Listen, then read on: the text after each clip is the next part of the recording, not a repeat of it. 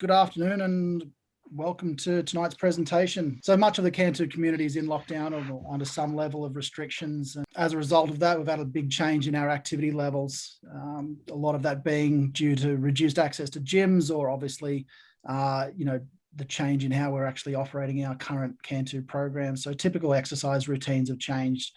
So we've brought in iMove Physiotherapy, and the guys have been very kind to jump in and share some of their knowledge tonight to take us through a few muscle maintenance tips and suggestions that we can do at home for a few reasons. One, to help maintain any niggles and injuries or avoid any injuries that we might get from the training that's going on, but also to maintain those muscles that are doing a bit less and perhaps need to be kept limber, so that when we can get out back into public and exercise as normal, that we're ready to go. So I'll hand over to you, Nick and Mike from iMove. Cheers. Thanks, Robin. Today, essentially, I'm going to look at a few different strength exercises. I want to see how you're doing it, how many reps you're doing, and how easy or hard you do find that. We know with runners, they love running, and I love that you guys love running, but we need to be doing our strength work. If we want to, first of all, keep you injury-free and improve your performance, the movements I'm going to be showing you today have to be done under some kind of load. Now, the test that we'll do will just be under your body weight. But when I asked for you to do the program, we were doing it under some kind of load. So it's got to be heavy and it's got to be done pretty consistently 2 or 3 times a week. So guys, the things I'll need you to have is probably just a chair.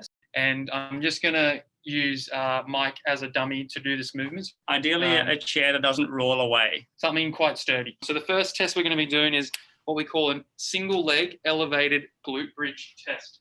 So a lot of words, but very simple kind of movement. So you're going to lie on the ground, lying on your back for me, as Mike is doing now. Make sure you guys can see Mike there in that position. And then what we're going to have is Mike's going to have his leg at an L shape, such as this, right? And he's just going to be driving through his heel into that bench or chair, and he's going to raise his bum up in the air. Now, the tempo I want Mike to be working at is 1 second up and 2 seconds down. He's only allowed to have his bum on the ground for 1 second. And I want Mike to try and do as many reps as he can on his left, and then as many reps as he can on his right. Now, the normative value around this movement is that we should all be getting roughly about 30 reps on each side as a standard. Now, if you guys want to give that a go right now. 30 is hard. 30 is hard, but this is a really important one to focus on your hamstring and your butt strength, which is obviously what you need when you're running. So I'll get you guys to do all that.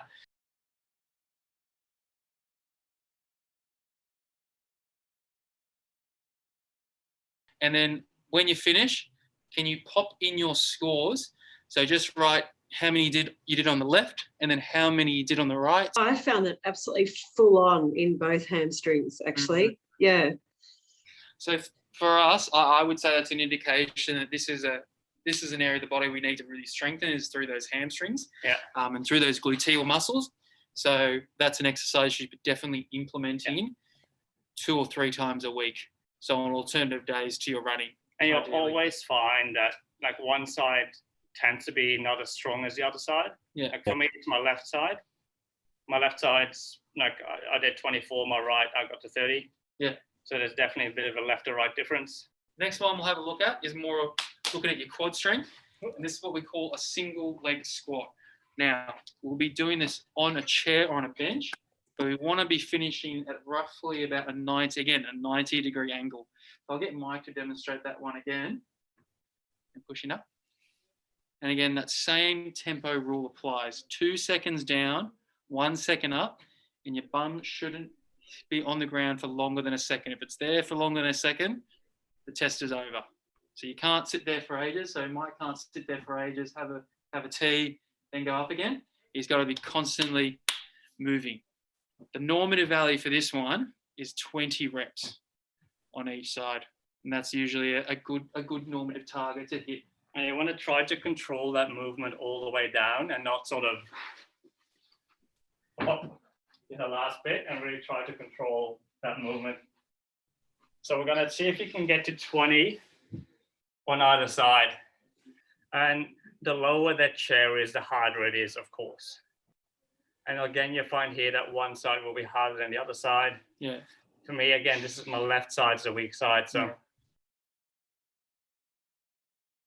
One more. So my favorite. we've worked our upper part of our thighs quite intensely, and I know this is one I need to work on as well.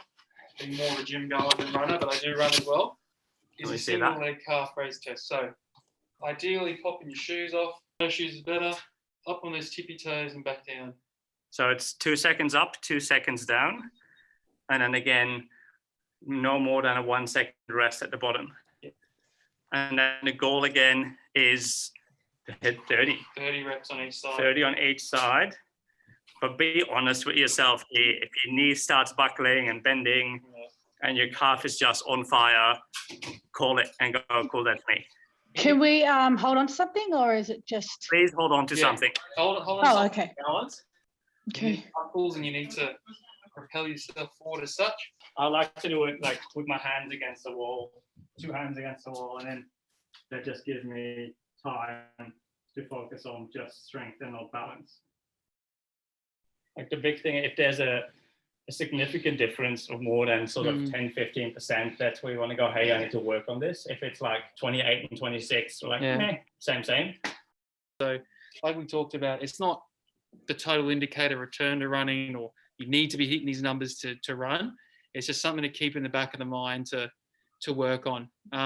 So with all these exercises, I'd say something doing like 3 sets, 10 reps on each side would be a really good way to start. Ideally, for each of them, you probably only want about 5 reps left in the tank after your first set. So that's the intensity that we'd like you to work at when you're doing this movement. So if you're finding just doing body weights really easy, add a load. And so let's say for the single leg calf raise, you find that 10 reps, just body weight, super easy. You could have done another 30 or 20 or whatever. Hold something heavy, whether that's a paint can, a pot, you got dumbbells, you know. If you have a dog running around, got a dog, children. Yeah, hold children, put them in the backpack, whatever, right? Fantastic. Thanks, Mike. Thanks, Nick. And thank you, everyone, for joining the call. I hope you got some value out of it. Thanks, Thanks, everyone. Thanks, Mike. Thank you. Thanks a lot. Bye. Bye. Thank you.